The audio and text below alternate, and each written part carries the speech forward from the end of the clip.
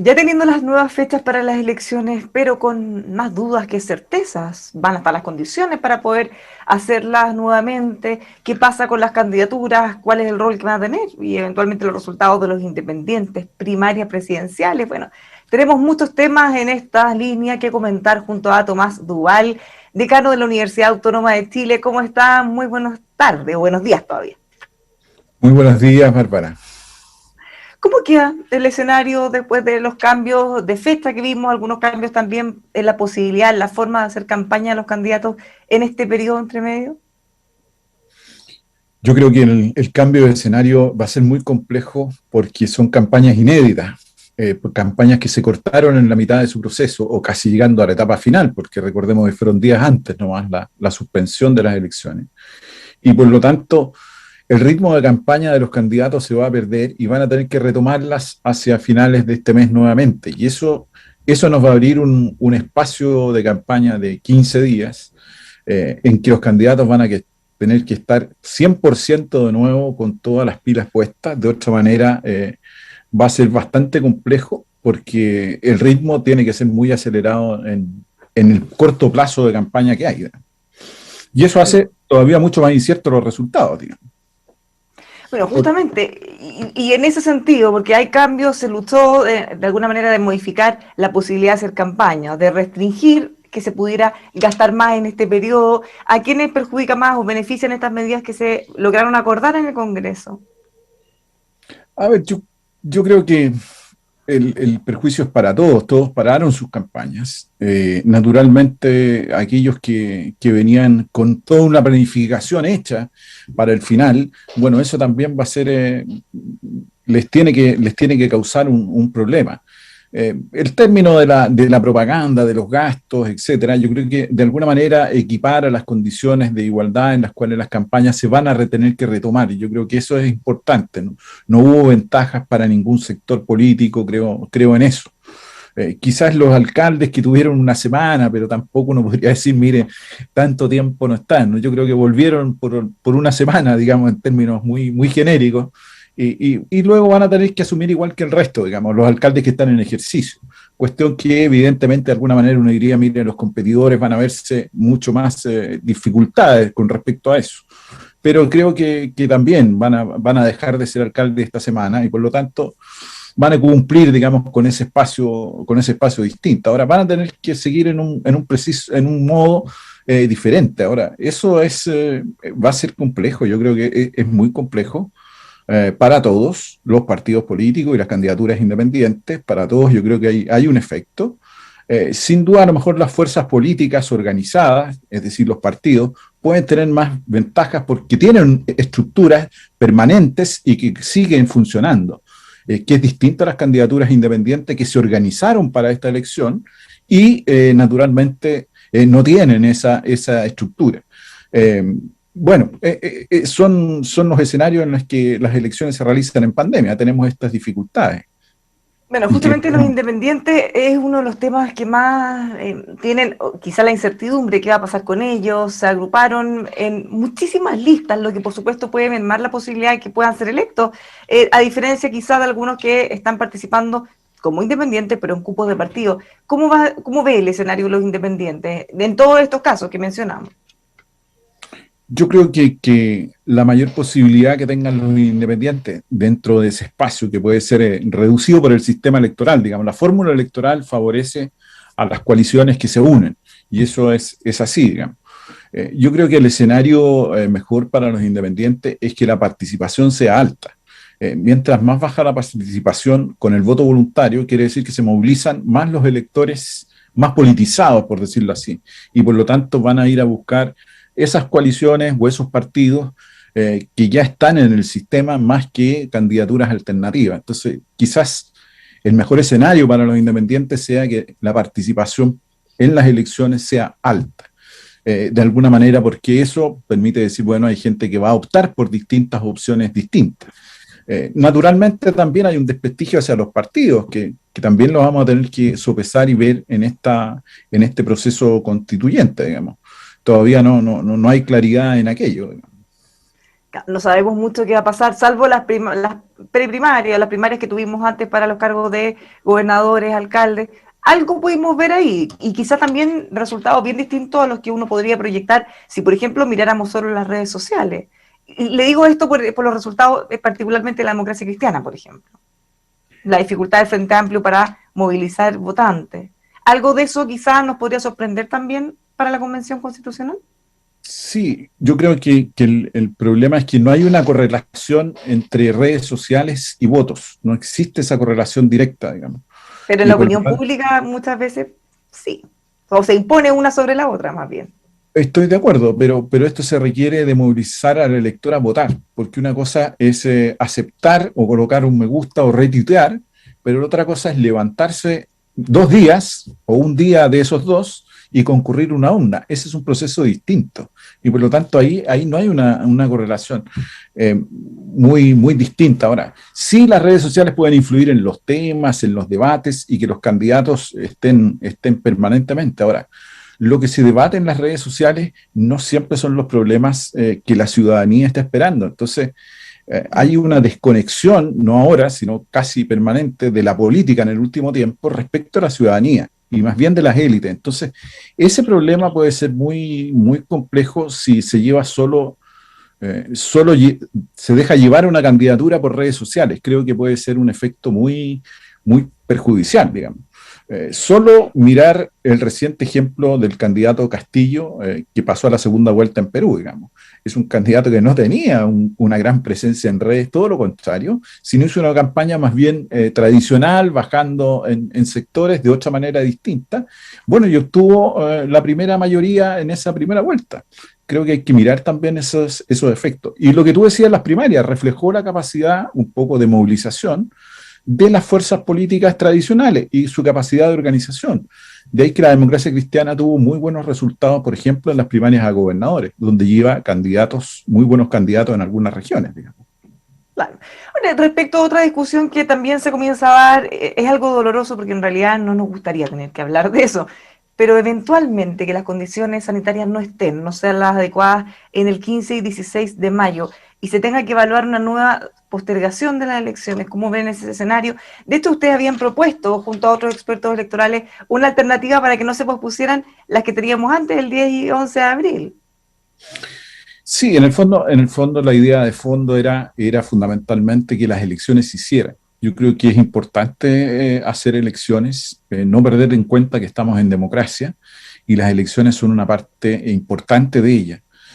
Creo que Perú y Ecuador, en las situaciones sanitarias que se encontraban, realizaron 2 elecciones bastante ejemplares, con una alta participación y con una alta participación, 80% en Ecuador y 73% en Perú, con una alta participación. Entonces se tomaron las medidas del COVID y yo creo que eso es un ejemplo a mirar, es decir, más allá de las condiciones sanitarias, que yo sé que son importantes, etcétera, pero también es bueno dar esa expresión democrática en el sentido de que las instituciones también funcionan y no todo se posterga. Ahora, Ahora, postergar las perdón, elecciones. hay un pequeño punto que podemos precisar también. No es lo mismo con voto obligatorio que voluntario.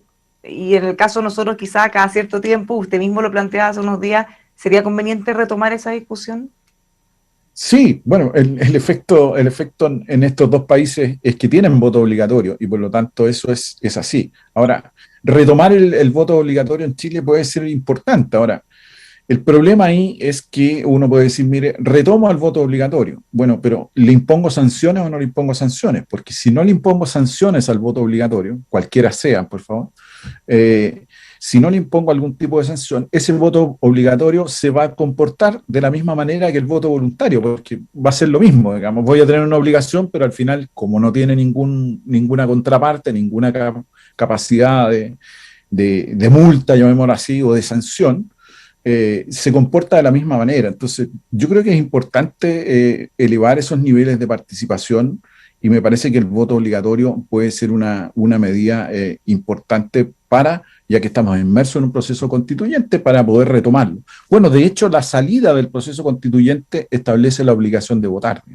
Creo que hay ahí una señal importante y eso puede ser importante porque aumenta la participación, da más legitimidad a las propias instituciones y las decisiones son respetadas por la ciudadanía porque participó ampliamente. ¿Por qué? Bueno, a ver, este fue un debate bien fuerte que tuvimos, se suponía o se presupuestaba que iba a aumentar incluso la participación al cambiar el voto obligatorio por voto voluntario, cosa que ya se ha demostrado que no necesariamente es así. ¿Por qué cuesta tanto quizá, o un tema de orgullo, de decir, bueno, de retroceder en algo que se avanzó, que finalmente más que avance es un retroceso, porque debilita la democracia el tener una participación electoral más baja? ¿Hay Claro, espacio para reconocer el error y volver atrás? yo creo que sí, que no fue una reforma adecuada. Nosotros teníamos voto obligatorio, lo que pasa es que era obligatorio para aquellas personas que estaban inscritas en los registros electorales. Claro, y Y esa lo que se inscripción era pretendía, voluntaria. claro, lo que se pretendió es decir, mire, se inscriben todos y para inscribirlos a todos, entonces que fuera voluntario. No hubo voluntad política en ese entonces para decir, mire, inscríbanse todos y esto sigue siendo voto obligatorio. Esa voluntad política no existió y se tendió a creer que, erróneamente, naturalmente, que el voto voluntario iba a ser una manera de incorporar a otros sectores de la sociedad y especialmente a los jóvenes o a las personas jóvenes, ¿sí? Que fueran a votar. Y eso no tiene que ver, o sea, una cosa muy distinta es ir a votar, con decir, mire, solo porque es voluntario va a ir más gente a votar. Esa relación no tenía ningún efecto. Sin embargo, yo creo que esa reforma se hizo, tenemos experiencia de cómo se ha comportado, y yo creo que volver al voto obligatorio me parece algo sensato y que puede ser bueno para nuestra democracia. ¿Por qué cuando se discutió en el acuerdo para el proceso constituyente, finalmente no se optó también, no solo por hacer obligatorio el voto de salida, sino que también de entrada? Porque ahí nuevamente volvemos a las discusiones, a quién le conviene, se sacan esas cuentas o no, según quién se supone que nos conviene, van a votar más, menos, podríamos ganar ahí, y ese va a seguir siendo el criterio con el que se toman decisiones como esta. Yo creo que era una reforma profunda cambiar el voto.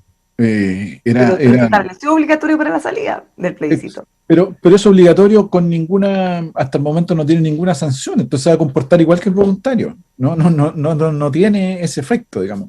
Aparece como obligatorio, pero en el fondo no va a tener ese efecto. Y las personas saben que es obligatorio, pero si no voy no pasa nada. Bueno, Nos acaba de romper la ilusión con este comentario, no nos habíamos dado cuenta mucho. Probablemente se comporten de la misma manera. Entonces, creo que hay que introducir la reforma y realmente, o sea, yo creo que también hay muchas reformas electorales que se pueden introducir. De hecho, imagínense que hay gente, lo que pasa solamente con las personas que van a votar muy lejos del lugar donde viven. Bueno, ahí también hay una reforma que se pudiese hacer para ir modernizando y actualizando nuestro sistema y que efectivamente vaya fortaleciendo la democracia. Bueno, esa justamente hablamos con el director de Selvel hace unos días y nos decía que tenían esa reforma paralizada para georreferenciar a los votantes y hacer un sistema bastante más distinto en el que se haga cargo de la queja de mucha gente, que pese a vivir en una comuna y a tener varios colegios cerca, hay veces que le toca o lo cambian a un colegio que queda al otro lado de la comuna. Exactamente, porque nuestro sistema electoral dice que se inscribe en la última mesa de la circunscripción electoral. Para hacerlo complejo, usted no se inscribe en una zona geográfica, se inscribe en una mesa. Claro, y se Entonces, sigue la la mesa le mesa. puede tocar en cualquier lugar donde se distribuya dentro de esa comuna. Ese es el problema. Ahora, podríamos tenerla. Ahora, hay que cruzar los datos, porque también las direcciones del servicio electoral, del padrón electoral, con las del registro civil, a veces no tienden a coincidir. Entonces, lo que hay que hacer es un proceso ahí importante, pero también puede ser una fórmula. O también, lo que en pandemia ha sido una discusión, tener algún tipo de voto anticipado. Yo creo que es una discusión también importante que no hemos hecho en este país, digamos.